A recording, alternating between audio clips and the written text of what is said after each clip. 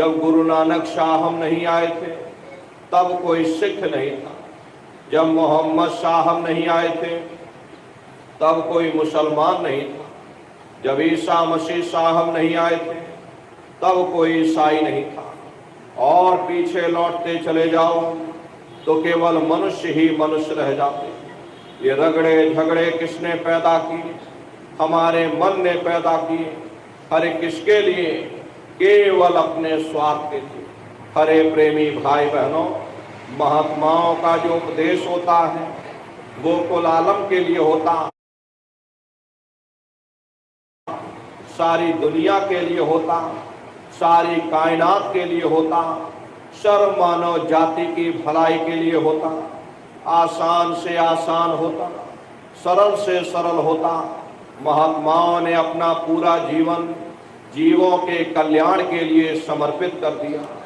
हर कोई भी महात्मा यहाँ पर आकर के ना कोई कौम बनाने आता है, ना कोई मजहब चलाने आते, और ना ही आप हमारे हाथों में ये डंडे और तलवारें देने के लिए आते।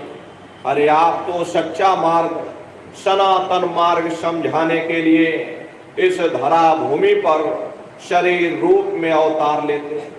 ये जितने हमारे मजहब हैं, चाहे हिंदू धर्म हो, चाहे मुसलमान धर्म हो, चाहे सिख या ईसाई धर्म हो, जितने हमारे मजहब हैं, इनके जितने रीत रिवाज हैं, जितना रहन अलग नजर आती हैं, लेकिन उसके अंदर जो रूहानियत है, वो असलियत है, वो हर मजहब की तह के अंदर एक ही चीज होती है।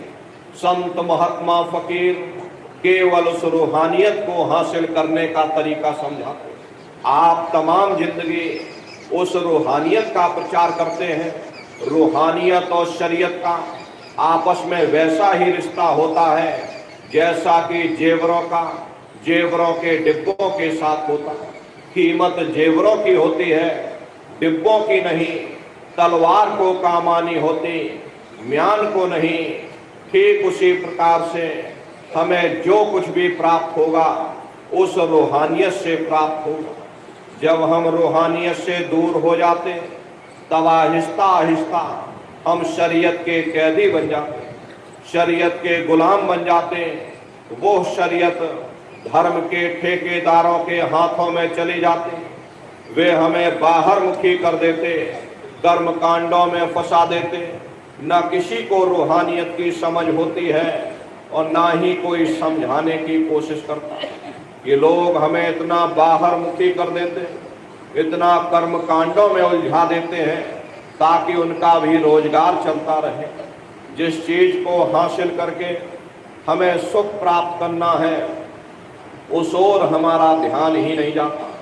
सुख तो परमात्मा की भक्ति में और परमात्मा के प्यार। परमात्मा है, वो परमेश्वर है, वो सचखंड में रहने वाला। तू माया के जाल में फंसी हुई, जब तक तुम अपने घर जाकर के अपने पति से मिलाप नहीं कर लेते, तुम सुख किस तरह हासिल कर सकते, तुम शांति किस तरह प्राप्त कर सकते।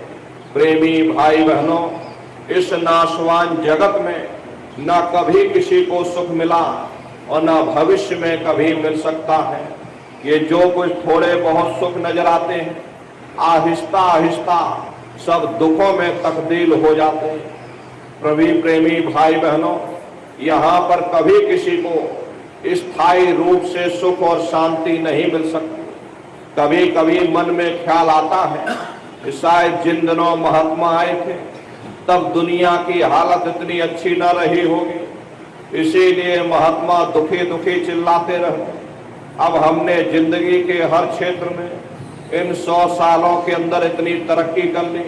पहले हम झोपड़ियों में रहा करते थे या एक आध कोठरियों में पूरा परिवार रहा करता था। इसी तरह खेती बाड़ी भी लोग हाथों से या बैलों से किया करते थे। शादी ब्याह भी बिरादरी के अंदर हो जाती थी। 15-20 मील के अंदर हमारी सारी दुनिया थी, हम उसी में गुजारा करके मर जाते थे। अब हमने 100 सालों के अंदर इतनी तरक्की कर ली, बड़ी बड़ी कोठियां बनवा ली, ऊंचे ऊंचे मकान बनवा लिए, खेती बाड़ी के लिए बड़े बड़े ट्रैक्टर आ गए, तरह तरह की रासायनिक खादें आ गई, बीमारी दूर करने के लिए बड़े बड़े अस्पताल बन गए, अच्छे अच्छे डॉक्टर आ गए। न्याय के लिए क्या कहा जाए, सिविल कोर्ट, हाई कोर्ट और सुप्रीम कोर्ट बन गया। चाहे तो मुकदमा सुप्रीम कोर्ट तक ले जाओ, कोई रोकने टोकने वाला नहीं। जब हमने इतनी तरक्की कर ली, 100 सालों के अंदर इतना विकास कर लिया, फिर भी हमें महात्मा दुखी क्यों कहते रहते, फिर भी हम दुखी क्यों हैं? प्रेमी भाई बहनों, आप अपनी बुद्धि से विचार करिएगा। जब हम झोपड़ियों में रहा करते थे, पूरा परिवार एक साथ रहता था, आपस में एक दूसरे से प्रेम था। शाम को थके हारे घर वापस आते थे, प्रेम के साथ भोजन किया करते थे, गा बजा कर निश्चिंत होकर के सो जाते थे। अब जब हमने इतनी तरक्की कर ली, हमने इतना विकास कर लिया, इन 100 सालों के अंदर ऊंची ऊंची इमारतें बना ली, बड़ी बड़ी कोठियां बनवा ली, उनमें एयर कंडीशन भी लगवा लिया, 9-9 इंच के गद्दे भी डलवा लिए, फिर भी हमें नींद नहीं आती। नींद की गोलियां खा खा करके सोना पड़ता। प्रेमी भाई बहनों, पहले गांव में कोई मामूली वैद्य हकीम हुआ करते थे। प्रेमी भाई बहनों, इलाज सबका हो जाता था। लेकिन अब जब विज्ञान ने इतनी तरक्की कर ली, 100 सालों के अंदर इतना विकास कर लिया, बड़े बड़े डॉक्टर आ गए, बड़े बड़े अस्पताल बन गए, तो बीमारी भी तो नई नई निकल आई। इसका मुख्य कारण है, लोग अनाज की पैदावार को बढ़ाने के लिए तरह तरह के रासायनिक खादें, कीटनाशक दवाइयों का इस्तेमाल करने लगे, जिसका प्रभाव हमारे शरीर पर पड़ता।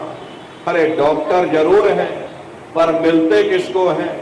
मिल भी जाएं तो अस्पतालों में चारपाइयां कहाँ मिलती, बीमार तो बेचारे बरामदों में पड़े रहते। और हम कहते हमने तरक्की कर ली। बेशक हम इतना अनाज पैदा करते, लेकिन कीमतें इतनी ज्यादा हैं, वो आम आदमी की पहुंच से बाहर हो जाती। अरे गरीब आदमी खा नहीं पाता, क्योंकि कीमतें अनाज की इतनी ज्यादा बढ़ गई। अमीर आदमी खाता नहीं, क्योंकि उसे शुगर हो रखी है। फिर ऐसे अनाज से किसी का क्या फायदा हो सकता? पहले गांव में कोई मामूली झगड़ा हो जाता था, 4 भले लोग मिल बैठ करके सुलझा दिया करते थे।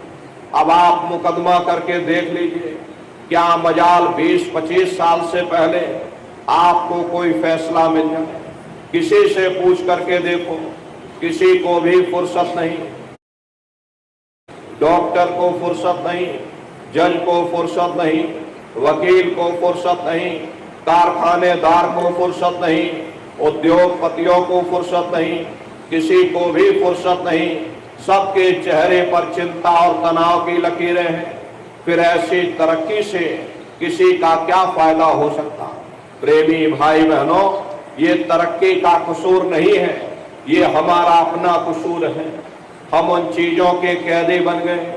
ये चीजें हमारे लिए बनी थी, ना कि हम उनके लिए बने थे। हम मशीनों के पुर्जे बन गए, मशीनों के मालिक ना बन सके। हमको मालिक बनना चाहिए था, सबको रोटी मिलनी चाहिए थी, सबको कपड़ा मिलना चाहिए था, सबको मकान मिलना चाहिए था, सबका मन निश्चिंत होना चाहिए था। किसी के मन में चिंता और तनाव की लकीरें नहीं होनी चाहिए थी। समाज में प्रेम और सद्भाव की भावना रहनी चाहिए थी। माँ बाप का सम्मान होना चाहिए था। अरे यही तो जीवन में हर इंसान मांगता है। प्रेमी भाई बहनों, अगर जीवन में कीमतें और कदरें ना रही, फिर ऐसी तरक्की से किसी का क्या फायदा हो सकता? इसीलिए महात्माओं ने जब कहा था, वो तब भी ठीक था, अब कहा तो अब भी ठीक है। दुनिया में न तब किसी को सुख मिला, न अब किसी को सुख मिल सकता। इसीलिए गुरु नानक साहब कहते हैं, नानक दुखिया सब संसार, दुनिया का हर एक जीव अपनी अपनी जगह दुख और मुसीबतों से भरा हुआ। यही सहजोबाई ने लिखा, कि धनवंते सब ही दुखी, निर्धन है धन रूप, और साध सुखी सहजो कहे, पायो भेद अनु। जिसके पास धन दौलत, जो राजा महाराजा, जो सेठ साहूकार, वे सब के सब दुखी हैं। उनको किस चीज का दुख है? अरे बड़े बड़े जो देश हैं लोग, तिनको व्यापी चिंता रोग। ये जो चिंता रोग है उन्हें अंदर से खाए जा रही, सो इस चिंता के कारण बेचारे दुखी बने रहते। उन्हें नींद तक नहीं आती, नींद की गोलियां खा खा करके सोना पड़ता। और जिनको रोटी कपड़े मकान की फिक्र लगी, उन बेचारे गरीबों को दुखी होना ही होना। प्रेमी भाई बहनों, इसीलिए महात्मा कहते हैं कि भाई आप इस नाशवान जगत में नाशवान जड़ पदार्थों से कभी सुख हासिल नहीं कर सकते हो, कभी स्थायी सुख नहीं प्राप्त कर सकते। प्रेमी भाई बहनों, एक बार हमारे गुरु महाराज कलकत्ता में, और बहुत बड़ा बाग बना हुआ विक्टोरिया गार्डन के नाम से, गुरु महाराज उसी बगिया में बैठे हुए थे। बगल से दो सेठ आए, दोनों सेठ गुरु महाराज के बगल में आकर बैठ गए। सामने देखा एक माली घास काट रहा। घास काटते काटते माली को नींद आ गई और वह घास के ऊपर सो गया। दोनों सेठ आपस में बातचीत करने लगे कि देखो उस माली को, हमसे ज्यादा सुखी तो वह माली है, कम से कम उसे नींद तो आ रही, हम लोगों को नींद तक नहीं आती। नींद की गोलियां खा खा करके सोना पड़ता। गुरु महाराज उन सेठों की बात सुन रहे थे। गुरु महाराज बोले कि अरे भाई सेठ जी, तुमने अपने आप क्यों फैसला कर लिया? जाओ पहले माली से पूछ करके आओ क्या वो सुखी है या नहीं। गुरु महाराज की बात को मानकर दोनों सेठ माली के पास गए, जगा करके पूछा कि भाई हमारे सवाल का जवाब दे दो, क्या तुम सुखी हो या नहीं। तो माली बोला, करे बाबूजी, हम कहाँ सुखी हैं। सुखी तो देखो महलों में जो रह रहे, ऊंची ऊंची इमारतों में जो रह रहे, एयर कंडीशन में जो लोग रह रहे, वे लोग सुखी हैं। हम कहाँ सुखी हैं। गुरु महाराज उसकी बातों को सुनकर हंसने लगे। गुरु महाराज बोले कि देखो ये सेठ कह रहा कि माली सुखी है, माली कह रहा सेठ सुखी है, और वास्तविकता यही है, यहाँ कोई सुखी नहीं। ना सुख विद्या के पढ़े, ना सुख वाद विवाद, और साध सुखी सहजो कहे, जो लागे सुन समा। न आलिम फाजिम सुखी है, न गुणी ज्ञानी सुखी है, न बड़े बड़े विद्वान सुखी। सुखी वही है जिसने दुनिया में से अपने मन को निकाल करके हम मालिक के चरणों में लगाया हुआ। इसीलिए प्रेमी भाई बहनों, महात्मा प्रेम से समझाते हैं कि अगर भाई सुख प्राप्त करना चाहते हो, अगर तुम स्थायी रूप से सुख और शांति पाना चाहते हो, तो लगो तुम अब चढ़कर सतनाम, उस सतनाम की खोज करो, उस मालिक की भक्ति करो।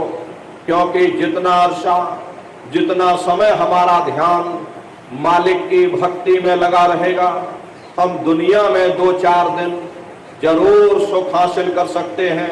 और अगर हमारा ध्यान मालिक की भक्ति की तरफ से हट जाए, तो यह सारी दुनिया हमारे लिए दुख का रूप बनकर खड़ी हो जाती है।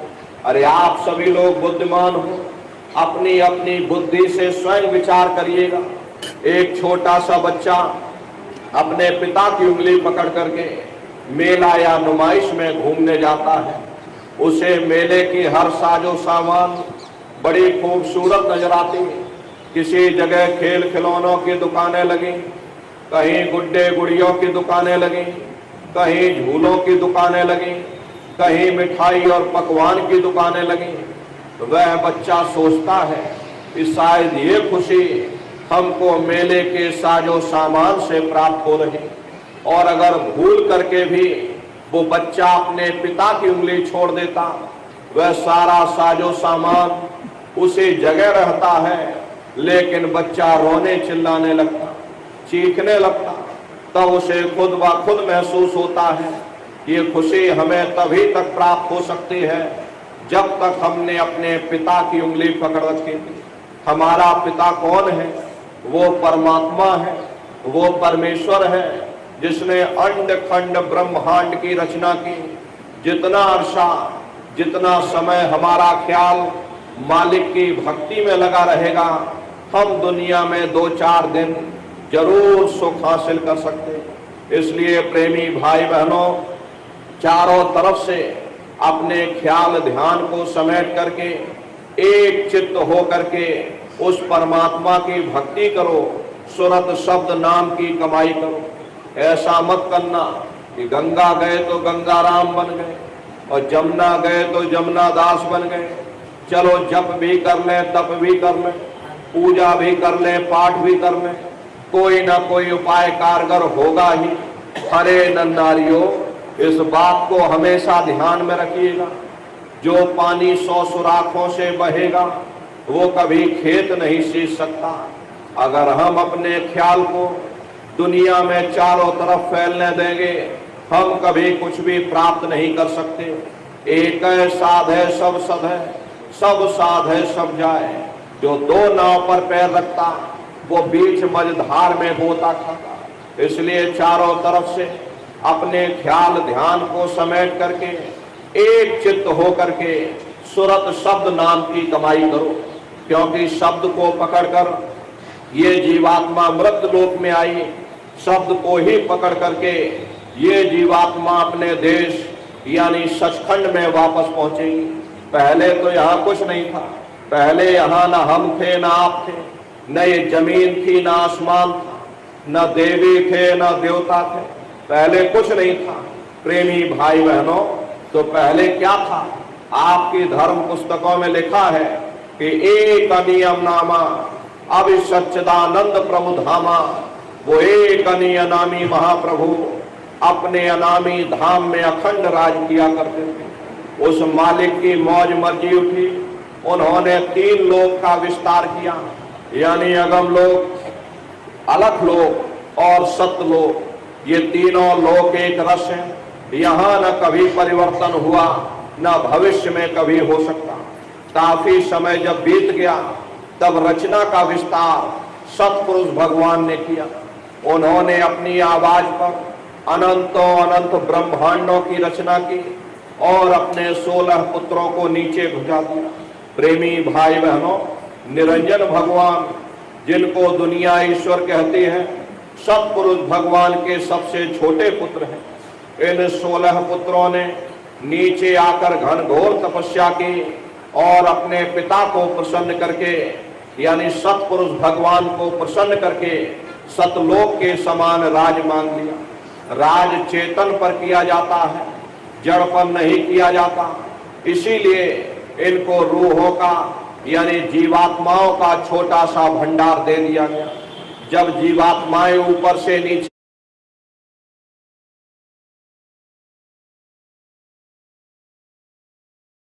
उतारी जाने लगे, जब हमको आपको ऊपर से नीचे उतारा जाने